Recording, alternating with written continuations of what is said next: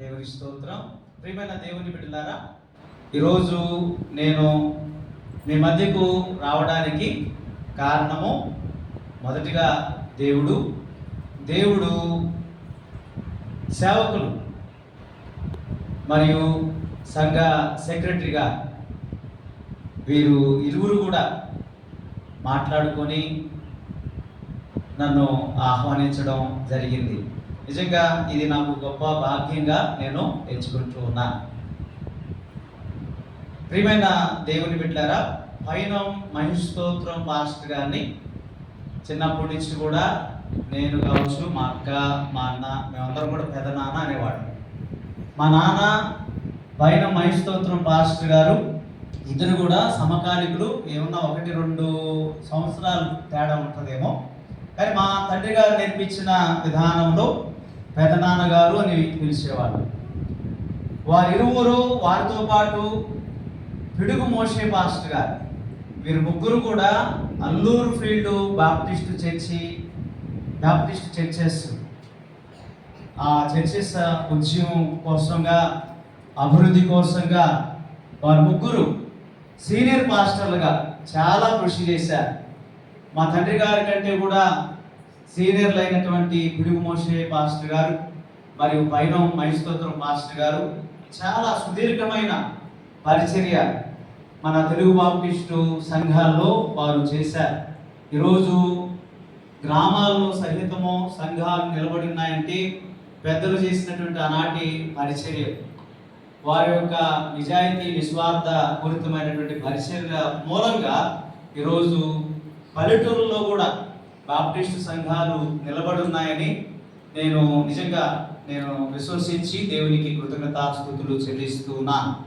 నన్ను ఆహ్వానించే విషయంలో మా యొక్క గురువు గారు డాక్టర్ సి జోనాథన్ గారు, నేను 9-10 తరగతులు చదువుతున్నప్పుడు ట్యూషన్కి వెళ్ళేవాడు. రాజుపాలెంలో సురేంద్ర ఐవర్ అని వారి ట్యూషన్కి వెళ్తుంటే సురేంద్ర ఐవర్ గారు డాక్టర్ సి జోనాథన్ గారు మంచి స్నేహితులు. అప్పుడప్పుడు జోనాథన్ సార్ని పిలిపించి మాకు మానసిక వికాస తర్వాత పరీక్షకి ఎలా ప్రిపేర్ అవ్వాలి, ఎలా ధైర్యంగా వాటిని ఎదుర్కోవాలా అనేటువంటి విషయాలు మాకు చక్కగా బోధించేటువంటి వారు. అందుకనే నేను మళ్ళా చెప్తున్నా, మా గురువు గారు వారి యొక్క ప్రోత్సాహకరమైనటువంటి మాటలు, వారి యొక్క నిజంగా వాటి వలన ఈరోజు నేను కూడా కొద్దిగా బాగా చదువుకోవడానికి, ఈరోజు దేవుని యొక్క పరిచయంలోకి రావడానికి కారణమైనట్టుగా నేను విశ్వసిస్తున్నాను. తర్వాత వారికి ప్రత్యేకమైన ధన్యవాదాలు తెలియజేస్తున్నాను. తర్వాత మన థామస్ గారు వారు కూడా వారు చూస్తుంటే మహేష్ స్తోత్రం పెదనాన్న గారు చూస్తున్నట్టే ఉంది. అదే పోలికలు, అదే మొక్కట్లు. నాకు వారి మహేష్ స్తోత్రం పాస్టర్ గారి కుమారుల్లో ఒక నలుగురు తెలుసు. నలుగురు కుమారులు. సామెన్ పీటర్ గారు నెల్లూరు, థామస్ అన్న గారు నెల్లూరు, తర్వాత మౌడన్న గారు, వారి యొక్క సత్యమణి గారు, వారి పిల్లలు వారి గుంచులో ఉన్నారు కాబట్టి వారు కూడా బాగా తెలుసు. తర్వాత లాస్ట్ అన్న డేవిడ్ అన్న అనుకుంటారు. డేవిడ్ అన్న వారి యొక్క కుటుంబం, పిల్లలకి నేను పెద్ద పరిచయం ఉండకపోవచ్చు, కానీ డేవిడ్ అన్న నాకు తెలుసు బాగా. ప్రియమైన దేవుని బిడ్డలారా, నన్ను ఆహ్వానించిన విషయంలో థామస్ గారు, మిగతా వారి రక్త సంబంధికులందరికీ, వారి కుటుంబాలకు కూడా ప్రత్యేకమైన ధన్యవాదాలు తెలియజేస్తుంటున్నాను. మాది పక్కనే ఉన్నటువంటి నాగాయగుంట, తెలుసా? నాగాయగుంట మా సొంతూరు. పాత రోజుల్లో పెద్దోళ్ళ కాలంలో మహేష్ స్తోత్రం పెదనాన్నోళ్ళు కావచ్చు, మా నాన్నోళ్ళు కావచ్చు, వీళ్ళ నాన్నలు అందరూ కలిసి పాత నాగాయగుంటలో ఉండేవాళ్ళట. ఇరుగు పొరుగు వారు, అంతేకాదు బంధుత్వం కూడా. కాగులపాడు మా యొక్క తాతల స్వగ్రామం. పైన వాళ్ళది కూడా, ధన్యాస వాళ్ళది, పైన వారిది కూడా కాగులపాడు అనేది స్వగ్రామం. అక్కడి నుంచి కొంతమంది ఈ నాగాయగుంట ఈ ప్రాంతానికి రావడం జరిగింది. కాబట్టి ఈ 2 కుటుంబాల నుంచి, ధన్యాస వారి కుటుంబం, పైన వారి కుటుంబంలో నుంచి దైవ సేవకులు రావడం అనేది చాలా గొప్ప విషయం. దేవుని స్తోత్రం చెప్దామా? హల్లెలూయా. హల్లెలూయా.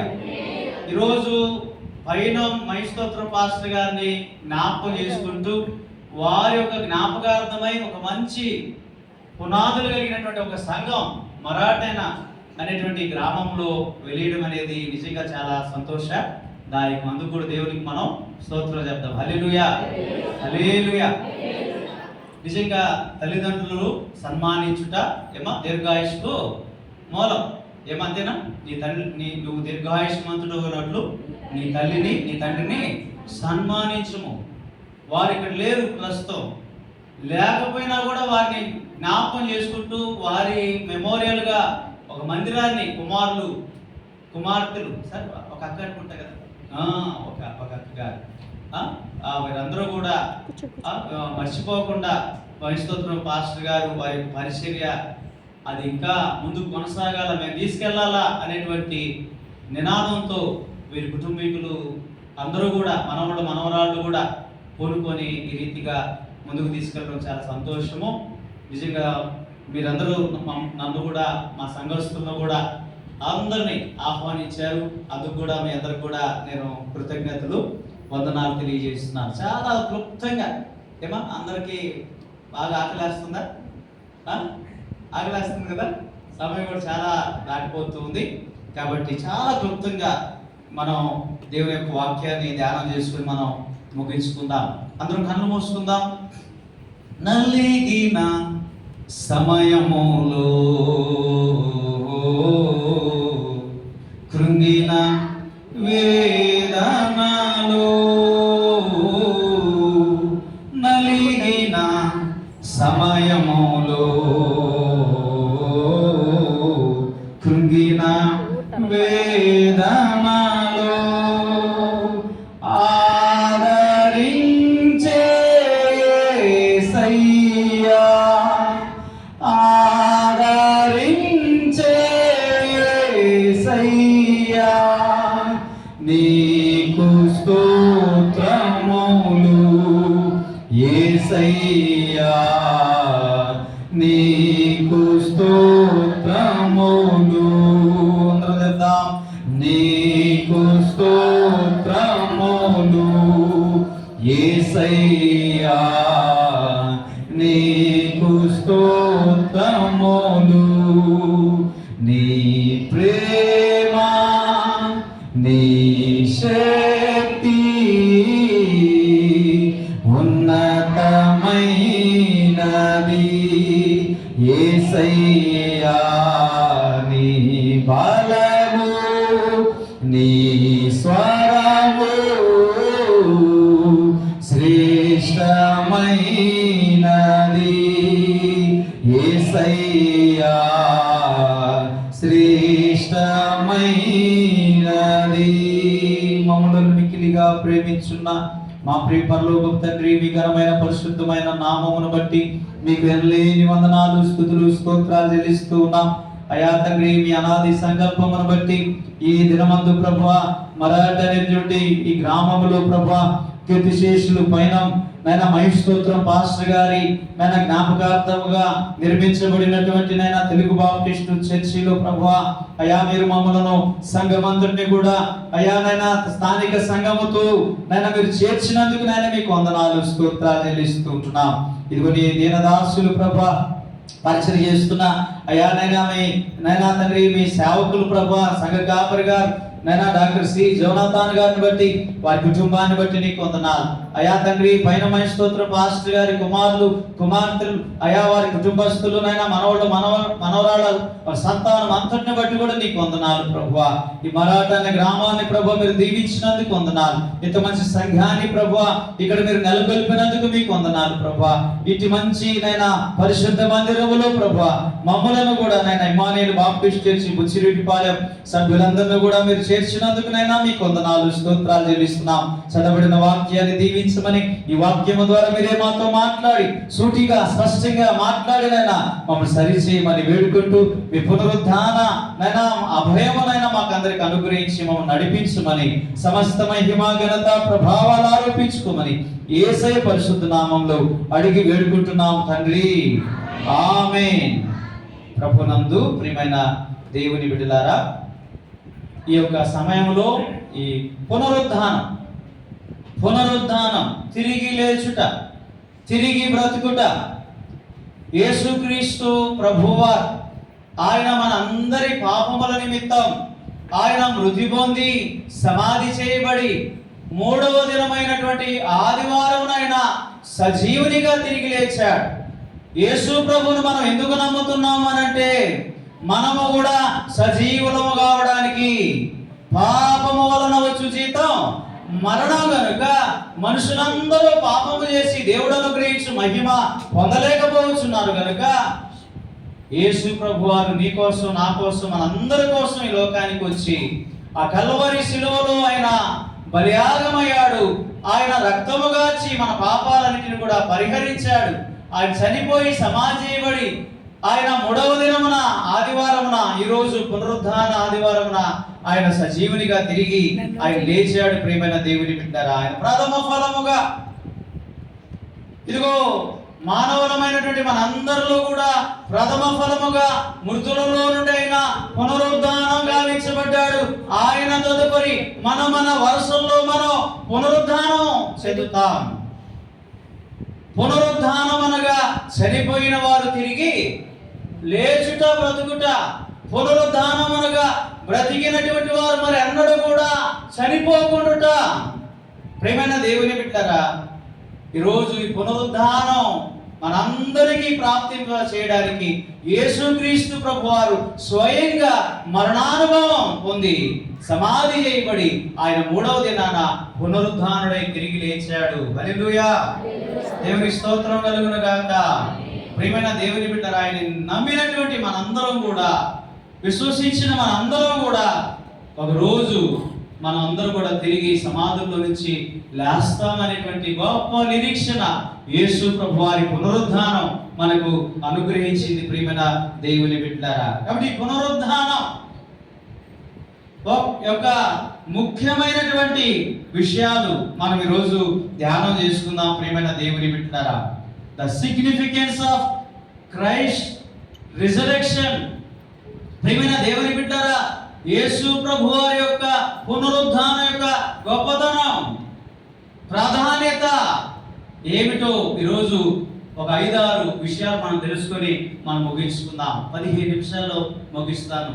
నాకు తెలుసు ఈ సమయం మంచి ఆకలి సమయం, అంతే సార్. ఒక 15 మినిట్స్, ఒక 15 నిమిషాలు నేను ముగించేదానికి నేను ప్రయత్నం చేస్తాను. ప్రియమైన దేవుని బిడ్డలారా, పునరుద్ధానం యేసుక్రీస్తు ప్రభువారు దేవుడని రుజువు చేసింది.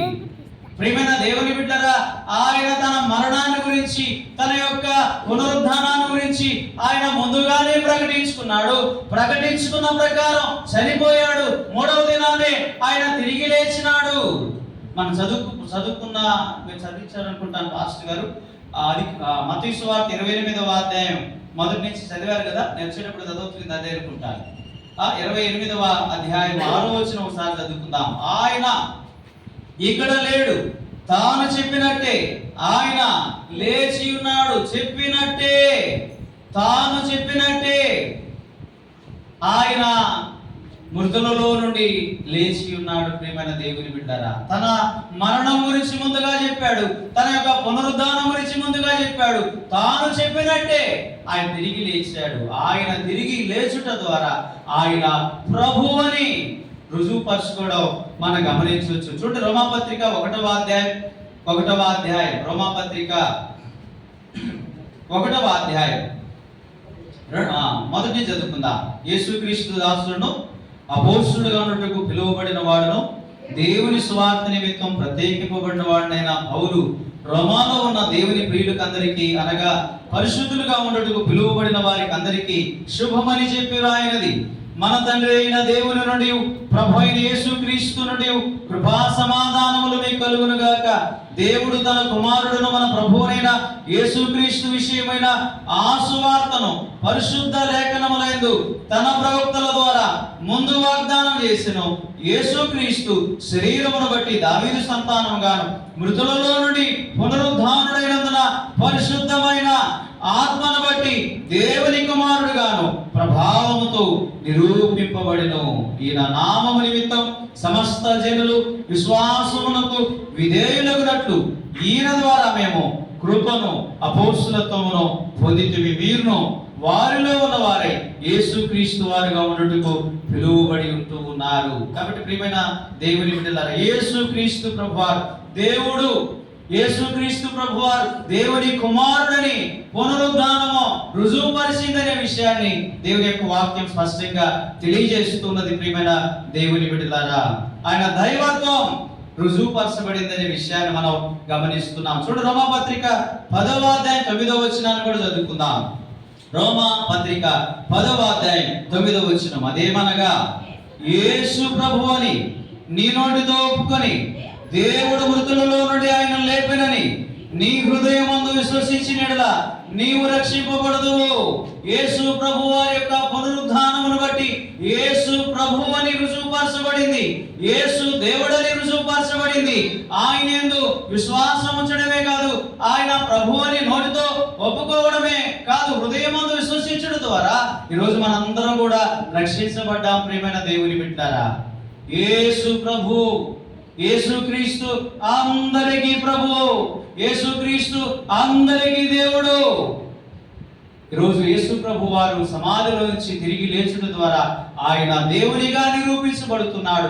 ప్రభువుగా అందరినీ పరిపాలించేటువంటి పరిపాలకుడుగా ఆయన రుజువుపరచబడుతున్నాడు. ప్రియమైన దేవుని బిడ్డలారా, ఆయన పునరుద్ధానం యొక్క మరొక ప్రాముఖ్యత మనం గమనిస్తే రోమాపత్రిక 4వ అధ్యాయం 25వ వచనాన్ని మనం చదువుకుందాం. రోమాపత్రిక 4వ అధ్యాయం 25వ వచనం, ఆయన మన అపరాధముల నిమిత్తం అప్పగింపబడి మనము నీతిమంతులముగా తీర్చబడుటకై లేపబడినో. మనము నీతిమంతులముగా తీర్చబడుటకై ఆయన లేపబడినో. ఆయన పునరుద్ధానమును బట్టి మనము నీతిమంతులముగా తీర్చబడ్డాం. ప్రియమైన దేవుని బిడ్డలారా, ఆయన పునరుద్ధానం చెందుటను బట్టి, ఆయన మృతులలో నుండి తిరిగి లేచుటను బట్టి ఈరోజు మనం అందరం కూడా నీతిమంతులముగా తీర్చబడ్డాం. అబ్రహాము దేవుని నమ్మినో, అది అతనికి నీతిగా ఎంచబడినో. యేసు ప్రభువును నమ్మిన మనందరము కూడా నీతిమంతులము. యేసు ప్రభు వారి పునరుద్ధానాన్ని బట్టి అది రుజువు చేశాడు యేసయ్య. ప్రియమైన దేవుని బిడ్డలారా, మనందరం ఎవరు అండి? చెప్పండి చెప్పండి, ఎవరు చెప్పండి? పిల్లలు పెద్దవాళ్ళు అందరూ చెప్పాలి. ఎవరు మనందరం? నీతిమంతులం. యేసయ్యను నమ్మిన మనందరం కూడా ఎవరని చెప్పండి? నీతిమంతులం. యేసయ్యను నమ్మకముందు మనం పాపులం. యేసయ్యను నమ్మిన మనందరం కూడా యేసు ప్రభు వారి యొక్క పునరుద్ధానాన్ని బట్టి నీతిమంతులముగా ఎంచబడ్డామని దేవుని యొక్క వాక్యం స్పష్టంగా తెలియజేస్తున్నది. ప్రియమైన దేవుని బిడ్డలారా, మరొక పునరుద్ధాన ప్రాముఖ్యత మనం చూద్దాం. 1వ కొరింథీయులకు రాసిన మొదటి పత్రిక 15వ అధ్యాయం 17వ వచనాన్ని మనం చదువుకుందాం. 17వ వచనం, క్రీస్తు లేపబడని యెడల మీ విశ్వాసము వ్యర్థమే, మీరింకనూ మీ పాపములోనే ఉంటూ ఉన్నారు. యేసు ప్రభు వారు లేపబడని యెడల మనము మన పాపములోనే ఉన్నాము.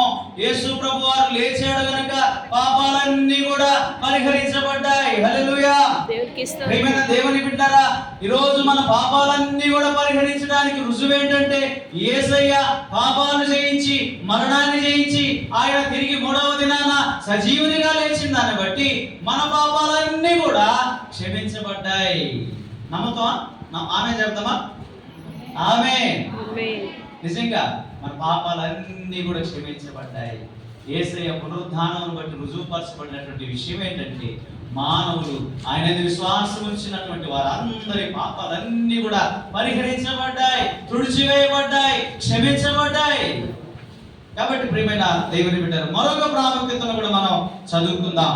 మరొక ప్రాముఖ్యత 1వ పేతురు రాసిన మొదటి పత్రిక 3వ అధ్యాయం 21వ వచనాన్ని మనం చదువుకుందాం. పేతురు రాసిన మొదటి పత్రిక 3వ అధ్యాయం 21వ వచనం, దానికి సాదృశ్యమైన బాప్తిస్మము ఇప్పుడు మిమ్మును రక్షించుచున్నది. అదేమనగా శరీర మాలిన్యం తీసివేయుట కాదు, గాని యేసుక్రీస్తు పునరుద్ధాన మూలముగా దేవుని విషయం నిర్మలమైన మనస్సాక్షినిచ్చు ప్రత్యుత్తరమే. యేసు ప్రభు వారి యొక్క పునరుద్ధానం యొక్క గొప్పతనం ఏంటంటే పునరుద్ధానం మూలముగా దేవుని విషయమై నిర్మలమైన మనస్సాక్షి యేసయ్య మనకి ఇచ్చాడు. కపటం పోయింది, క్రోధం పోయింది, ద్వేషం పోయింది, కోపం పోయింది. ఈరోజు మనందరిలో ఏమి పెట్టున్నాడు యేసయ్య? నిర్మలమైన మనస్సాక్షిని ఇచ్చున్నాడు. ప్రియమైన దేవుని బిడ్డలారా, ఎంత శత్రువు అయినా ఈరోజు ఎదుటి పడినప్పుడు క్రైస్తవులుగా మనం ఏం చేస్తాం? క్షమించుకుని ఆలింగనం చేసుకుంటాం. ప్రియమైన దేవుని బిడ్డలారా, క్రైస్తవ్యంలో నిజంగా గమనించినట్లయితే ఇదిగో మనం ఈ మధ్య ఒక జరిగినటువంటి ఆ యొక్క పాస్టర్ గారి విషయంలో ఇదిగో అదే వేరే ఇతర విషయాల్లో జరుగుంటే ఎంతంత గందరగోళాలు జరుగుతున్నాం, కానీ క్రైస్తవులు శాంతియుతంగా శాంతి ర్యాలీలు చేశారు. హల్లెలూయా, దేవుని స్తోత్రం. ఎక్కడ కూడా ఒక బస్సును తాకినట్టు కానీ, ఒక షాపును పగలగొట్టినట్టు కానీ, లేకపోతే వాళ్ళ మీదకి కర్రలు ఎత్తుకొని వెళ్ళినట్టు కానీ ఎక్కడ కూడా జరగల. క్రైస్తవులమైనటువంటి మనలో ద్వేషం లేదు. హల్లెలూయా, క్రైస్తవులమైనటువంటి మనలో మంచి మనస్సాక్షి యేసయ్య మనకి ఇచ్చున్నాడు. పునరుద్ధానం వలన ఈరోజు మనందరి మనస్సాక్షులు నిష్కల్మషమైనటువంటి మనస్సాక్షులు అండి. ప్రియమైన దేవుని బిడ్డలారా, ఈరోజు మనం సహోదర ప్రేమ కలిగి ఉన్నాం. ఈరోజు మనందరం కూడా ప్రియమైన దేవుని బిడ్డలారా ఒకరి కష్ట సుఖాల్లో ఒకరు పాలు పంచుకుంటూ ఉన్నాం. ప్రియమైన దేవుని బిడ్డలారా, మన పాస్టర్ గారు పిహెచ్డి చేశారు. జోనాథన్ పాస్టర్ గారు సెక్యులర్ స్టడీస్ లో పిహెచ్డి చేశారు. అయినప్పుడు కూడా ఎంతటి అనుభవం చూడండి. అయినప్పుడు కూడా ఎంతగా దేవుని పరిచయంలో నిజంగా మాకు వారికి కనీసం కొంత వయసు తేడా ఉంటుంది. మాకంటే కూడా హుషారుగా దేవుని పరిచయం. ఈరోజు ఇక్కడ ఉంటాడు, రేపు బెంగళూరులో ఉంటాడు, ఎల్లుండి చెన్నైలో ఉంటాడు. ప్రియమైన దేవుని బిడ్డలారా, చాలా నిజంగా ప్రభు పరిచయం కోసం అందులో మన నార్త్ రాజపాలెం సంఘ సెంటనరీ తెలుగు బాప్టిస్ట్ చర్చ్ యొక్క చైర్మన్ గారు కూడా, మరియు సంఘ కాపరిగా ఇక్కడ పనిచేస్తూ ఎక్కడ పరిచయం పిలిచినా ఎక్కడ కూడా కాదనక రాననక ఎక్కడ కూడా పరిగెత్తుతూ ఉండేటువంటి వ్యక్తి. వారి తల్లిదండ్రులు ఇద్దరు కూడా చాలా సీనియర్ మోస్ట్ పరిచయం చేసినటువంటి మంచి పరిచారకులు. అటు స్త్రీల సమాజంలో కావచ్చు, అటు కమిటీలో కావచ్చు, వారి కుటుంబము చాలా విస్తృతమైన సేవలు రాజుపాలెం సెంటనరీ తెలుగు బాప్టిస్ట్ చర్చిలు అందించారు. ప్రియమైన దేవుని బిడ్డలారా, ఎంత ఎదిగితే ఏమా క్రైస్తవులు మనం ఎట్లా ఉంటామో చెప్పండి, ఒదిగే ఉంటాం. నిజంగా ప్రియమైన దేవుని బిడ్డలారా, ఈరోజు యేసు ప్రభు వారి యొక్క పునరుద్ధానం మనకేమిచ్చింది? నిష్కల్మషమైన మనస్సాక్షిని ఇచ్చింది అనేటువంటి విషయాన్ని మనం దేవుని యొక్క వాక్యంలో మనం చదువుతున్నాం. ప్రియమైన దేవుని బిడ్డలారా, నిర్మలమైనటువంటి మనస్సాక్షి కలిగినటువంటి వారు మనందరూ కూడా దేవుని పరిచర్య చేయాల్సినటువంటి వారం ఉంటున్నాం. దేవుని సేవకు మన పిల్లల్ని మనం ప్రతిష్ఠ చేయాల్సినటువంటి అవసరం ఎంతైనా ఉంది. కోతంతో విస్తారం, కోతకు పనివారు కొద్ది మందిగా ఉన్నారు. ప్రియమైన దేవుని బిడ్డలారా, రోజు ఈ పరిచర్య మహిషోత్రం గారు వారు చేసినటువంటి చాలా భారభరితమైనటువంటి పరిచర్యను ఈరోజు కుమారులు ముందుకు తీసుకెళ్తున్నారు. కారణం ఏంటంటే వాళ్ళు అందరూ కూడా దేవుని యొక్క కృపను బట్టి మంచి మంచి ఉద్యోగాలు చేసేటువంటి వారు. ప్రియమైన దేవుని బిడ్డలారా, మంచి మోతుబరు రైతులు ఉన్నారు. అయినప్పుడు కూడా మేము మా తండ్రి గారు ఆ యొక్క పరిస్థితిని మేము ముందుకు తీసుకెళ్లాలా, ఇదిగో మమ్మల్ని బట్టి ఈ మరాఠీ గ్రామం ఆశీర్వదించబడాలా, ఇదిగో మా వంతు మేము కృషి చేయాలా అనేటువంటి నిర్మలమైనటువంటి మనస్సాక్షి వాళ్ళు కలిగి ఉన్నారు. కాబట్టి ఈరోజు ఇంత గొప్ప పరిచర్య ఇక్కడ జరుగుతుంది. ప్రియమైన దేవుని బిడ్డలారా, నిజంగా చాలా గొప్ప అద్భుతమైనటువంటి కార్యంగా మనం గమనిస్తున్నాం. నిర్మలమైనటువంటి మనస్సాక్షి, దాన్ని మనం కొనసాగించాలి. దాన్ని మనందరం కూడా ఏం చేయాలమ్మా? కొనసాగించాలి. ప్రియమైన దేవుని బిడ్డలారా, ఒక్కటి చెప్పి పంపించేస్తాను. అయిపోయింది నాకు టైము, ఇంకో 2 నిమిషాలు ఉన్నట్టుంది. ఇంకొక వచ్చినం చెప్పి నేను ముగిస్తాను. చూడండి, 1 కొరింథీ 15వ అధ్యాయం 18 నుంచి 19 వచనాలు. అంతేకాదు, క్రీస్తునందు నిద్రించిన వారు 17 నుంచి చదువుతాం. క్రీస్తు లేపబడిన యెడల మీ విశ్వాసము వ్యర్థమే, మీరు ఇంకనూ మీ పాపముల్లోనే ఉన్నారు. అంతేకాదు, క్రీస్తునందు నిద్రించిన వారును నశించిరి. ఈ జీవిత కాలం మట్టుకే మనం క్రీస్తునందు నిరీక్షించే వారమైన యెడల మనుషులందరికంటే దౌర్భాగ్యులమైనదము.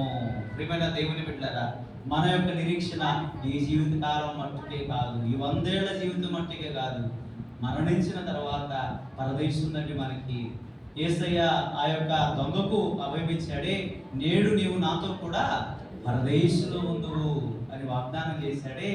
ఆ దొంగకే ఆయన ఇచ్చినప్పుడు ఆ దొంగ ఆ సమయంలో ఎంత నలగొట్టబడిన స్థితిలో, ఎంతటి యేసు ప్రభు మీద భక్తి కలిగి, యేసు ప్రభు మీద విశ్వాసం కలిగి, యేసు నీ రాజ్యంలోనికి వచ్చినప్పుడు నన్ను జ్ఞాపకం చేసుకో అని చెప్పి యేసయ్యను పదే పదే ప్రార్థన చేశాడు.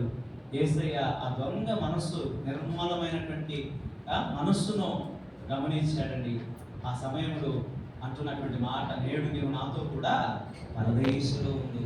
ఒక దొంగ యేసయ్యను నమ్ముకుంటే దొంగకి యేసయ్య ఇచ్చాడే. పెద్దవాడు చెప్పేవాడు,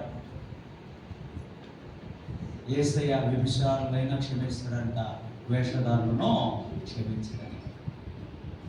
కాబట్టి వేషధారణ అనేది మనం వదిలేసేయాలి. వ్యభిచారం అనేది కూడా వదిలేసి ప్రభువు నమ్మిన స్థితిలో ఉన్నప్పుడు యేసయ్య దొంగకి ఇచ్చినట్టుగా, ప్రియమైన దేవుని బిడ్డలారా, మన పాపాలు మనం ఒప్పుకొని విడిచిపెట్టినప్పుడు యేసయ్య మనకు పరలోక రాజ్యాన్ని ఇచ్చేటువంటి దేవుడు. వేషధారణ మాత్రం మనం కొనసాగించకూడదు.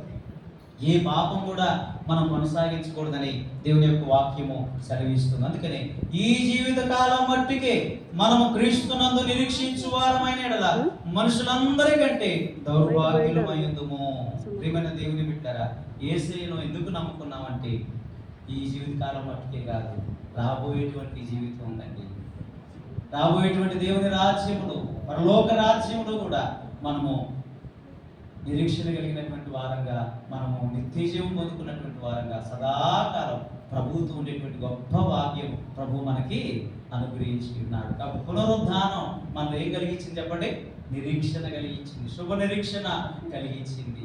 ప్రియమైన దేవుని బిడ్డలారా, అపోస్తులైనటువంటి పౌలు మొదటి కొరింథీయులకు రాసిన పత్రిక 4వ అధ్యాయంలో ఈ మాట చదివి నేను ముగించేస్తాను. 11వ వచనంలో చెప్తున్నాడు, సహోదరులారా, నిరీక్షణ లేని ఇతరుల వలె మీరు దుఃఖపడకుండా నిమిత్తం నిద్రించున్న వారిని గురించి మీకు తెలియకుండా మాకిష్టం లేదు. యేసు మృతి పొంది తిరిగి లేచినని మనము నమ్మిన ఎడల అదే ప్రకారం యేసునందు నిద్రించిన వారిని దేవుడు ఆయనతో కూడా వెంటబెట్టుకొని వచ్చును. మేము ప్రభు మాటను బట్టి మీతో చెప్పున్నదేమనగా, ప్రభువు రాకడ వరకు సజీవులమై నిలిచిండు మనం నిద్రించిన వారి కంటే ముందుగా ఆయన సన్నిధి చేరము. ఆర్భాటంతోనూ ప్రధాన దూత శబ్దముతోనూ దేవుని బోరతోనూ పరలోకము నుండి ప్రభువు దిగి వచ్చును. క్రీస్తునందుండి మృతులైన వారు మొదట లేతురు. ఆ మీదట సజీవులమై నిలిచిండు మనం వారితో కూడా ఏకముగా ప్రభువుని ఎదుర్కొన్నట్టుగా ఆకాశ మండలమునకు మేఘముల మీద కొనిపోబడదు. కాగా మనం సదాకాలం ప్రభువుతో కూడా ఉందము. ప్రియమైన దేవుని బిడ్డరా, ఈ జీవిత కాలం మట్టుకే కాదండి మన నిరీక్షణ పరలోక సంబంధమైన నిరీక్షణ. సదాకాలం ఎవరితో ఉంటాం? మనం ప్రభువుతో ఉంటాం. పునరుద్ధానం మనకి ఆ యొక్క నిరీక్షణ అనుగ్రహించింది. ప్రియమైన దేవుని బిడ్డరా, చనిపోయినోడు తప్పిడో గుక్కుడో అని చెప్పి లోకం నమ్ముతుంది. చనిపోయినటువంటి వారు, యేసును నమ్మినటువంటి వారు, యేసునందు మృతి నొందిన వారు ధన్యులని దేవుని వాక్యం చెబుతుంది. వారు మొదట లేస్తారు, మొదటి పునరుద్ధానంలో ఉంటారని యేసయ్య వాక్యం ఈరోజు మనందరికి కూడా తెలియజేస్తున్నది. ప్రియమైన దేవుని బిడ్డలారా, యేసయ్య నమ్మినటువంటి వారు పునరుద్ధాన బలముతో, పునరుద్ధాన నిరీక్షణతో ఆయన రాజ్యంలో ఉంటారనేటువంటి విషయాన్ని దేవుని యొక్క వాక్యం మనకి తెలియజేస్తుంది. కాగా చెప్పండి ఒకసారి, కాగా మనము సదాకాలము ప్రభువుతో కూడా ఉంటున్నాము, ప్రభువుతో కూడా ఉంటున్నాము. దేవుడి మాటలు మనందరి వెనుకల్లో దీవించి ఆశీర్వదించును గాక. ఆమేన్. మేము కూడా ఆలస్యంగా వచ్చాం, మమ్మల్ని కూడా మన్నించండి.